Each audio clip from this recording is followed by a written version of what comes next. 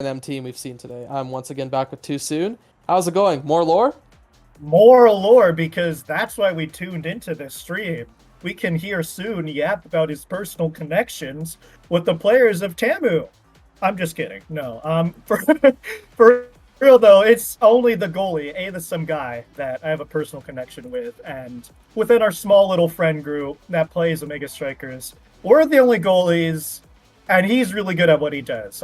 He was originally a Luna one trick, but has been playing a lot of Mako as of late, because every single time he plays Luna, he baby rages and screams, "I'm too small," and can't save the goal. But Mako doesn't really have that problem, and it is a cast to last Deadeye start, and we have a rune on the field for UAlberta, and that is going to bode dangerously for TAMU.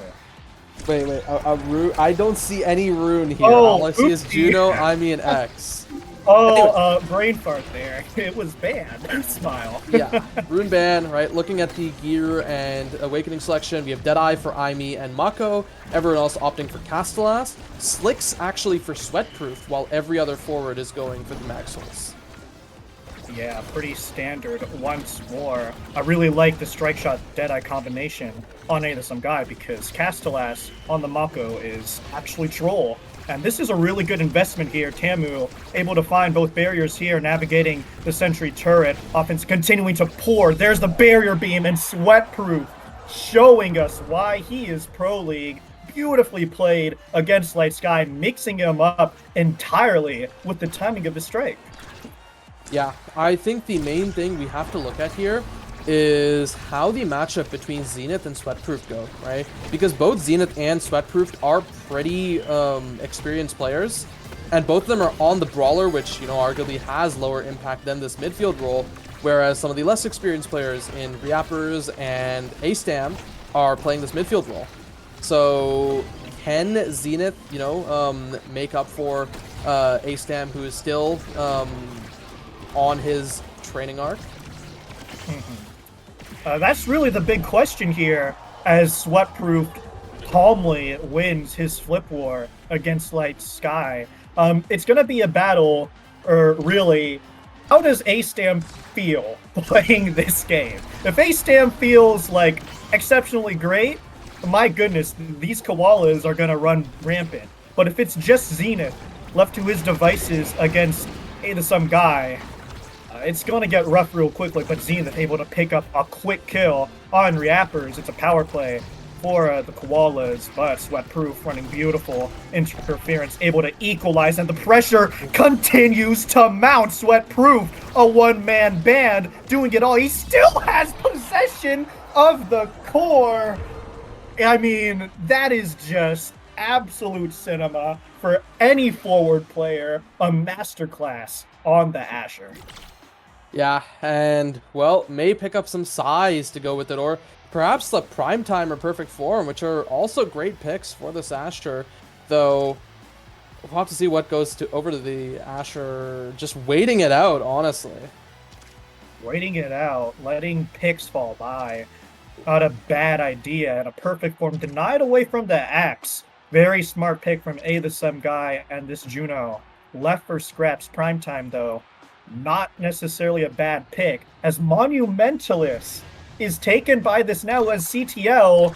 Those creations are going to be huge. Yeah, and I mean, looking at the draft, I am scared for UAlberta. You have a Monu for the now, size on Sweatproof, and even the Perfect Form on some guy is also kind of scary. Yeah, and I mean, just complete domination of that point, and it all started off with the kickoff with the Monumentalist proximity drone. And I mean, Sweatproof has been applying so much pressure to Light Sky. It's really in the hands of A-Stam and Zenith to peel for this goalie, not even a melee goalie, in the face of Asher, which is an extremely rough matchup in of itself. And I mean, Sweatproof just breaking through, quite literally, the sentry turret. Yeah. And I think one thing I do want to talk about Light Sky here, right? Light Sky has had some pretty star performances for the UAlberta ESA Koalas, but I think a lot of the time that he has performed well has been against a lot of these forwards who are less experienced and who are less disciplined with strike wars, right? When you have someone like Sweatproof who has reached Pro League, you have to be pretty disciplined with these strike wars, and that's showing to be pretty tough for Light Sky to deal with. Yeah, the story is completely sweat-proof, but hey, there's some guy blinking out at the keyboard doesn't matter. Sweat-proof. I mean, look at this experience gap. 5 levels on sweat-proof, while UAlberta ESA Koalas are at 3 and 2. It's just all sweat-proof right now. Yeah, and I mean, true to his name, this Asher is not sweating as he gets it done. Fight or flight, Might of the Colossus, great options, and yeah, opting for that fight or flight. One of Asher's weaknesses is the speed, and fight or flight, it gives you speed. Which, between slick kicks and fight or flight, though, that is actually about, what, 47.5% on every single strike? And that is a little disturbing, right? And now, Zenith doesn't even get the size to scale, has to opt for the explosive entrance as well, so it's not looking ideal for UAlberta. Not in the slightest. The snowball continuing to prove good for TAMU Maroon here. They find one barrier. Sweatproof looking to make it two. Does so, in fact, in quick succession. Monumentalist, the proximity drone. I mean, the Awakenings for Reappers has set up Maroon so well where Sweatproof doesn't even need to do it all by himself. Reappers really fitting into a supporting role quite comfortably. Yeah, opting, just offering that speed over to Sweatproof and taking some of the speed themselves. And wow, look at the damage already on Zenith. Light Sky finding one barrier, one answered back out by Sweatproof. Maybe a second one, a good strike were out by Sweatproof thanks to the speed. Reaper's taken kind of low, but there it is. The strike war discipline once again. Sweatproof, he takes them to game points. Yo, this is probably the fastest game thus far for any CCL game, I think. I mean, Maroon is just running away with it completely. There have been 0 opportunities to get offense started, and when they have, the Koalas have been shut down entirely, and Zenith is looking worse for wear. Death's Door is where he is at right now, but they still maintain a barrier advantage. Not for long, though, caught between a rock and a hard places like Sky, and on the bench goes Zenith, but either some guy blanks out at the keyboard once more. Both barriers fall. The core goes red in the power play. Going to come to a close here, but it's in the hands of Sweatproof. And, I mean, at this point, it's just game over. TAMU Maroon, I mean, what the heck, guys? What even was this? Honestly, as a wise man once said, how can win? Right? How can and win? That is, it's very tough in that sort of situation for UAlberta when they have to deal with the Asher just in their face. Zenith, A-Stam not getting any chance to touch the core. It is just the full TAMU Maroon show. We see this, right? We had less than 20 saves on both sides, and the game ended in less than 8 minutes, including 2 drafts that are 30 seconds each. Yeah, I mean, I have no idea what to even say besides that was complete and total demolition of UAlberta ESA Koalas. And if I'm on that team, I need to go back to the drawing board and be like, okay, Sweatproof on Asher, probably not good. But is it even worth banning Sweatproof's Asher? Because that is easily replicable on Yeah. any other brawler. So if you allow this Maroon team to snowball like they have, I mean, the X factor, the star potential, it's just really gonna elevate them further. Yeah, exactly. Right. Now, the other thing to keep in mind is what you could do is maybe you could take away the Now, you could take away the Mako, right? Because Sweatproof is going to be able to do things similar to this on other brawlers. Maybe just don't let the others support him as well as they can, because this is shades of the comp that is traditionally known to be the kitten comp, right? Mako now with a good brawler, typically like the X or the Asher. So take away the Mako, take away the Now. Now what are they going to do? Pun intended. Yeah, and I mean, off of Mako, we're gonna have to see an eject button goalie coming out for the some guy.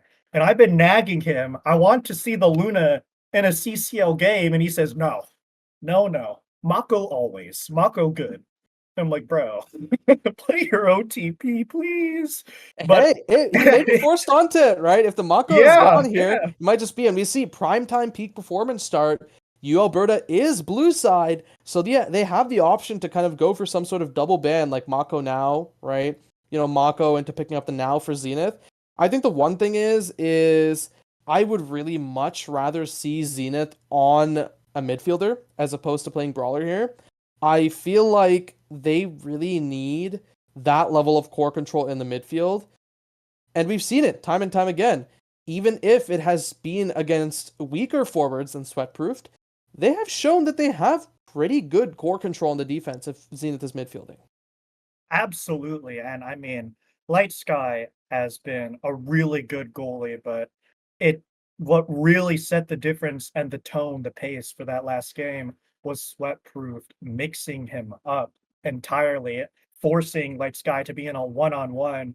And if Zenith is piloting that midfield, that means there's going to be more opportunities for the midfield to come back and make it a two-on-one instead of a one-on-one and bolster that defense because midfield, I mean, midfield does a little bit of everything, a little bit of Yeah, scoring, a little bit of defending. And when you put Zenith on that role, you sort of mitigate your losses when playing with A-Stam, who is relatively new and can't pilot that position due to lack of experience. exactly. And we see now banned Estelle pinched away actually. And are we going to see the Mako picked up here for Light Sky? Are we going to maybe see something like the Kai on a primetime start? Um, the thing is, if they first pick this Kai, it leaves the Mako open to be pinched away, and they do just do that. Oh, So I feel like it's just not ideal. But then again, right? What does Reappers play if the now is gone? Are there any other midfielders he's comfortable on? um, really not too much because again, Reappers isn't a midfielder. He is a Yeah. brawler. And so he's just been picking up what he can when he can get it. Kazan and Mako coming out for Tammy White. That is definite not white, maroon. Yeah. That is definitely sweat proofed on the Kazan, even though Reappers is also a Kazan main, because I mean sweat proofs Kazan and it's a primetime start is a recipe for certain doom. Juno on the A-Stam once more, and Juliet, I feel like, is Zenith's pick. So unfortunately, we're not going to see Zenith in the midfield. I'm not sure if that's the move for UAlberta. Yeah, but I think what I wanted to say is before it goes through, I don't know if this is actually going to be Sweatproofed Kazan. It might be a Kazan for Reappers and then a Rune or something for Sweatproofed. Because that has actually been something that has been picked up before, but no, this is the Finny. Wait, this is really weird. Is this Uh Reappers Finny maybe? And this is just Sweatproofed Kazan? yes, this is Reapper's Finny. I completely forgot about this super duper hidden pick. Reapper's Place Finny. It's a pick they've been working on, especially for Demon Dice, which is Mm-hmm. I'm not even sure is in the rotation. But I mean, Rapper Spinny is scary because he has honed the big finish timing, when to use, when to pop it, down to a T. It completely slipped my mind because he just goes for the easier picks to play. And this is extremely dangerous because there's going to be a lot of damage coming out as well because of the Finny pick. And I Yeah, mean, even though last time it was complete core control domination from Sweatproof, Sweatproof do kill. true, So true. I think the other thing to talk about, right, is this Finny pick for Reappers. He actually has the opportunity to learn from one of the I would argue one of the best Finnies in North America in Moffin Coe, actually frequently duoing with Moffin. And I think that's one of the best places to pick up Finny from, as we'll have to see how this goes for TAMU Maroon as we are starting to load into game. And yes, it is actually going to be Zenith once again on the Juliet and A-Stem for Juno. I really wonder if maybe Zenith can instead use the Night Market Speed Gate to play that sort of second midfield in a way on Juliet and then look for some plays. Look for some plays, look for some KO opportunities as well. One of Reapper's biggest weaknesses is straying too close to the edge, getting killed. And Night Market is a map you do not want to do that, because a brawler can come flying down to you at map 10 and obliterate you. So we have a primetime start on everyone except for Zenith, which makes sense, and Maxwell's universal start as well. And I mean, pretty typical, Ether. Yeah, but the only thing is, it is an eject Kai, right? Not opting for that strike shot Kai. And that's something we've seen typical of Light Sky, right? Light Sky wanting to look for these offensive plays where he can, wanting to be able to control the core in multiple locations, and he can do that with the eject button. We do see some more signs of life this time out of UAlberta as they already start with an early barrier. Zenith looking for the dash punch, actually getting interrupted by the ensnare drums.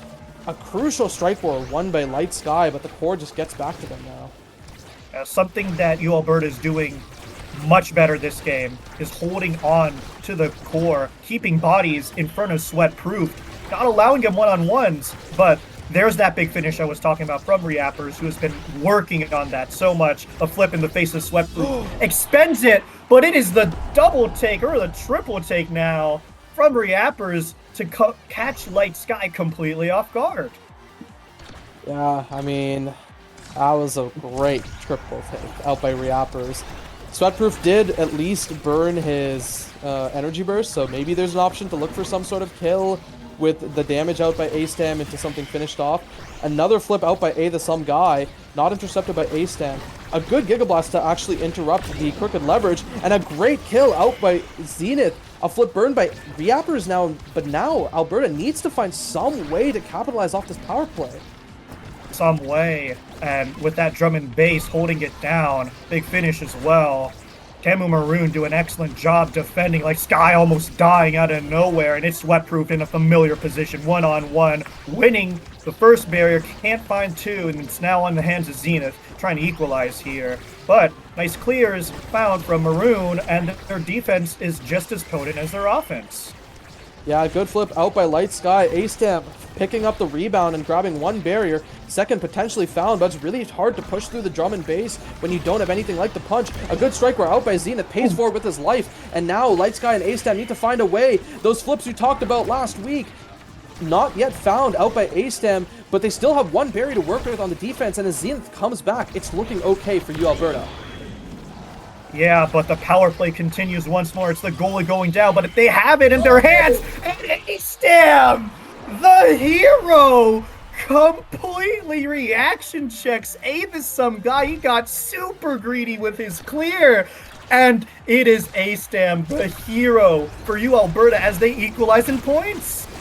Guys, A-Stam might just be the best to ever do it. He's finding those flip interceptions, and a great clear out by Light Sky off of Sweatproof's flip. Maybe A-Stam can find a rebound here. Zenith looking for a potential KO, misses the dash punch, and now with nowhere to clear, Light Sky loses that barrier, and it's looking all but over for that second point. A great pop-up out by Sweatproof to finish it. Yeah, the ability usage from Reappers has been spot on to support Sweatproof. We saw it on the Nell pick, and we're seeing it now with the well-placed secondary and even better ult placements. There's nowhere for Light Sky to clear. Frantically takes his own barrier. Zenith looking to equalize, but hey, there's some guy with the ensnare drums, drum and bass. I mean, that's just a wall that Zenith cannot break through. And with how much time Maroon wastes for UAlberta by finding kills and just holding on to the core, those cooldowns are back, and it is the big finish. Sweatproof mixing up A-Stam, and Maroon look to be in control once more despite UAlberta's stronger showing. Yeah, and now this Kazan being rewarded likely with size, perhaps with something like the Perfect Form or Catalyst, if they choose to opt for it instead.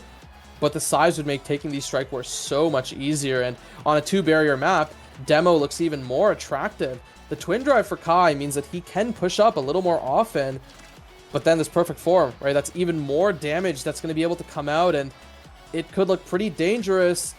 And as we see a Catalyst fall over to Julie, the extra special falling over to A the Sun guy, it basically nullifies any chance that Zenith gets for dash punches, and it makes it so that now A-Stam has to be a much bigger force in the offense. Yeah, and I mean, that was really good drafting from Maroon to limit UAlberta's options. And I mean, they're just completely, fundamentally gapping UAlberta here with their cooldowns and their offense. I mean, Light Sky pushing up, Twin Drive makes that easier, core slipping by those Sweat-proofed in a one-on-one once more. Maybe we'll find that second barrier this time. Coring, though, still is Reappers trying to feed that core to him, recipe for success. A-Stam running really good interference, though. Careful, though. Wandering a little bit too close to the edge as some guy uses his flip. Zenith waiting him out, though. Almost finding two. Well played from UAlberta. And Sweatproof actually makes that second barrier fall. So UAlberta with their biggest opportunity yet here. Yeah, and then look at Zenith's HP bar. It's looking pretty tough. He has one evade to work with, but is trying not to have to use it. Uses it actually against the topspin. So many abilities just getting dumped on him. He doesn't even fall yet, actually, and continues to live. Sweatproof now actually having this flip on the defense. Can Light Sky win this interaction? It's a very awkward clear. Finds it to A-Stam on the bottom side, and now A-Stam needs to keep the core forward. An awkward angle means that Light Sky loses the second barrier. Sweatproof looking for the crooked leverage. Doesn't yet find it. The clear down to Sweatproof. Sweatproof looks for the flip up to Reappers. Reappers misses the flip. And now it's a 2v3. Maybe UAlberta can actually find it. A great Giga Blast up to Zenith. Looking for the Flame Flurry. And the strike to the bottom side. It's saved out by some guy. Oh my god, what shenanigans this point has been, and it's still going on. The dash through the card. The card was mistimed, and after all that, UAlberta finally earns themselves, I think, their first lead. Oh man, that was so stressful. But UAlberta, they find it, and unfortunately for Light Sky, the double barrier into the awkward bounce. The lead doesn't stay for very long as TAMU Maroon even it up. I mean, a 6-second point after that slobber knocker of last one. Maroon's pretty happy with that. But UAlberta, again, on the back foot of the tempo, of the pace, of the confidence. Light Sky winning his one against Sweatproof. Rare for him, but will gladly take it. And it is UAlberta on the offense. There's some guy with an awkward flip. Awkward maddening descent, but the clears are found anyway. Zenith looking worse for wear. Has the flip, needs to use it now before death. Able to find a barrier, though. UAlberta not out of it yet. But, I mean, that's an unwinnable situation for Light Sky, and Zenith finally falls. And it is a power play for Maroon, who has been doing such a good job at converting, even without them. Yeah, and the size makes this pretty awkward for Light Sky to win, and there it is. There's that second barrier. Sweatproof in this 1v1, a great strike war out by Light Sky, but now Sweatproof has this flip, uses the kill to actually, or uses the flip to kill Zenith, and now with Reappers having a flip of their own, they just want to push it up and secure this. Light Sky getting taken off the map as well. Now A-Stam needs another hero play. He will not find it, thanks to Reappers' flip. Beautiful positioning from Reappers. The clear from A-Stam was actually perfect to buy time. All the members of Maroon were not able to cover that, but the flip will, and I mean, Maroon, they head up 2-1, up a barrier once more, familiar territory for them, and snare drums for some guy shutting down any potential for Zenith, and that's something that these goalies don't have in common, right? some guy has been able to shut down Zenith consistently, whereas Light Sky can't do the same for Sweatproof. There's a flip going around the world, and crooked leverage almost finding the top side of Light Sky, able to use that speed. There's the flip, top spin, intercepting it, and it's still wandering on the side of UAlberta. Sweatproof with the core once more, big finish in the middle of nowhere as a Giga Blast. Able to buy some time, but not enough time for that barrier to stand. For the dash punch to get some forward momentum, but A-Stam goes down once more. It's a power play for TAMU Maroon, a crooked leverage. The spin, everything's coming out, but Light Sky pushes forward, able to hold on to that flip once more. A-Stam back on the line, and the power play successfully navigated, but still core upfield, flip being held, and the clear is finally found, but not for long as it comes back once more. Around the world, this core goes as Sweatproof. He's looking to hold on to that core, but I mean, Zenith and A-Stam, they've been actually running some pretty good interference for Sweatproof. Yeah, and it's looking okay for now, but now he needs to be careful. The crooked leverage, a flip out by Light Sky, and Sweatproofed with an absolute outplay of the UAlberta goalie. Yeah, that is the Kazan classic right there, forcing the 50-50, and the mistimed flip means that it is Maroon heading up for another set and an extremely good draft for them because Sparks are dead, and it is a UAlberta person forced to take one of them. Yeah, and it might actually be Zenith looking at what's available to him, right? This Timeless Creator not really takeable for the Julie. Explosive Entrance, not all Juliets really like it. And now the Mako with Explosive Entrance, plus the Kazan with Fighter Flight, means that I don't think Light Sky really has anywhere he can clear against the Kazan. Not a chance with Kazan himself, but Reappers have been so on point with the triple takes, with the big finishes. It's all but over for UAlberta as the Ensnare Drums interferes with Light Sky's ability to defend. In a familiar situation is Light Sky expending every cooldown, but the barrier holds for now. Zenith not able to find the KO that they needed to alleviate this pressure. And I mean, this core has been permanently staying on the side of UAlberta, but the one opportunity that UAlberta has, they're able to capitalize. Zenith showing why he's such a good forward player. Flip in the face, not quite able to cross up the defense, and it's Light Sky overextending, trying to find something, some X factor. Big finish, not quite enough. Good patience though. Out clear is covered. Every option accounted for by the offense of TAMU Maroon. Yeah, that is an absolute checkmate for Light Sky, but at least on the bright side, there is a bit of an ability deficit for TAMU Maroon, so maybe the side of UAlberta can find something at the start, but no, they just lose one barrier, potentially the life of Zenith, as they need to be careful about Sweatproof's flip. And now with this drum and bass ticking, that's so much speed to the side of TAMU Maroon.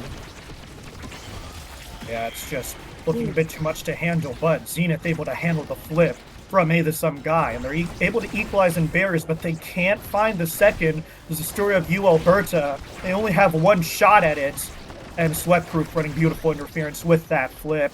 I mean, it's not in his hands anymore. Zenith able to intercept that pass and keep the core upfield, but for how long is the question, as there are flips to work with, and there's one from Reappers, able to find that clear, but Zenith intercepts with that flip. Can't find that barrier though among all the bodies, and it's Light Sky stepping up, forced to go back with Sweatproof's flip. The pass almost intercepted, but nice barrage in Sweatproof with the crooked leverage, forcing the flip. And what resources that UAlberta had to force the offense has been wasted on the defense because of how potent Sweatproof is. Yeah, but now we need to see a flip, maybe a really good one out by A-Stam, as he is now the one who has one. A good flip on the defense, almost amazing as he tried for the clear attempt, but it's actually intercepted by Reappers. Another great clear out by A, the some guy. Finally the flip to take the barrier. Maybe that is the win con for UAlberta. Use the catalyst to generate these flips. Zenith looking for some sort of dribble. It goes right back into the slime. And now Zenith with another dribble, the strike shot to save it on the top side. Zenith needs to win the strike war. Doesn't against the Ensnare Drums and the core. It's just bouncing back and forth and back and forth. Back and forth, and I think that's exactly what UAlberta needs, because as soon as the core comes to a manageable speed, Sweatproof is able to get his hands on it and capitalize in full. So I think UAlberta needs to keep these points in overtime, keep the core unpredictable, because within chaos comes opportunity, but how long can they hold on for now is the question. Yeah, and it's looking very dangerous. There's a lot of speed on the opposite side. That's a double barrier in favor of TAMU Maroon, and we might just see it end here. A flip out towards the opposite side. Reappers looking to keep the core forward, but Zenith is actually sending it back towards the other side, setting up for a dash punch, misses it, and flips right in the some guy's face. It goes back to Light Sky, goes back up to Zenith, and now with the drum and bass ticking, they're trying to get this core out of their defense, but they just cannot. Oh, Zenith doing a great job holding on, and there's Light Sky stepping up once more, trying to bolster this offense. The X factor for UAlberta falls. It doesn't matter. Light Sky coming up big with the Juno Slimes. The pressure able to sneak it on by to the some guy, and UAlberta, they're finding chips within the armor of TAMU Maroon. Yeah, UAlberta, they make it rain as the ult came down from A-Stam. But now they need more of those plays as their backs are still against the wall as they're down on match point right now. Down on match point, but not down and out.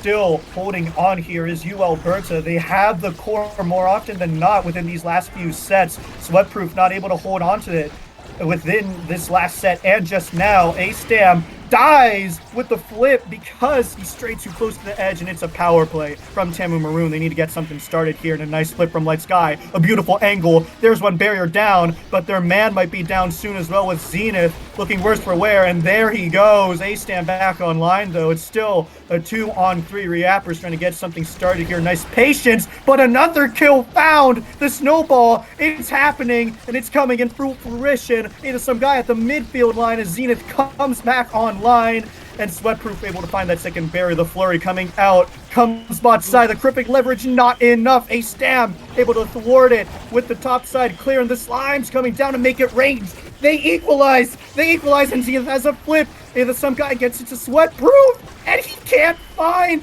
the angle, but the top spin, it's good enough. And TAMU Maroon, they clinch it in the end, despite UAlberta trying to thrive amidst all the chaos.